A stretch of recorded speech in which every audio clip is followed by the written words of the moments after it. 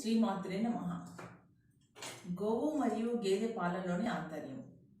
గేదెకు బురద అంటే ఇష్టం.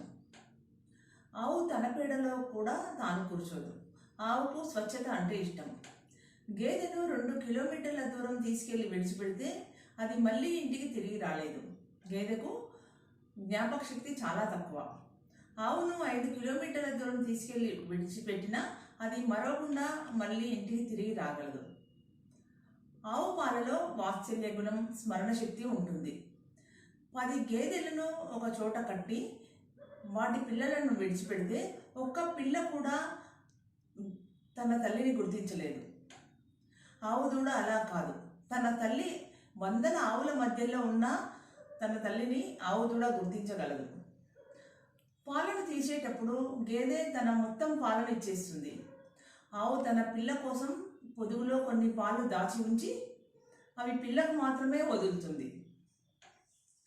గేదె ఎండ వేడిని తట్టుకోలేదు. ఆవు మే, జూన్ ఎండలను కూడా తట్టుకోగలదు. గేదె పాలు భారీగా ఉండి తొందరగా అరగవు. ఆ పాలలో చలాకీతనం ఉండదు. ఆవు వీపు పైన ఉండే సూర్యకేతు నాడి ఎండలో ఉన్నప్పుడు జాగృతమై ఆవు పాలలో బంగారు లవణాలు తయారవుతాయి. అందువలన ఆవు పాలు బంగారు వర్ణంలో ఉంటాయి. ఈ నాడి విశ్వం నుండి కాస్మిక్ ఎనర్జీని గ్రహించుకుంటుంది. విశ్వంలో ఏ జీవికి ఇటువంటి శక్తి ఉండదు. నిజానికి ఆవు పాలు వేడి చేయవు, చలవ చేస్తాయి. ఫ్యాట్ కంటెంట్ తక్కువ ఉన్న ఆవు పాలను వదిలి ఫ్యాట్ ఎక్కువగా ఉండి భారీగా ఉండే గేదె పాలనే మనం ఇష్టపడుతున్నాం. గేదె పాలను మరిగించడం వలన అందులో ఉన్న పోషక తత్వాలన్నీ ఆవిరైపోతాయి.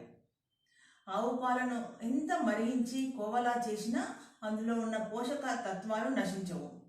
అందుకే గోవు సర్వశ్రేష్టమైనది కనుక గోమాత అంటారు. జై శ్రీరామ్.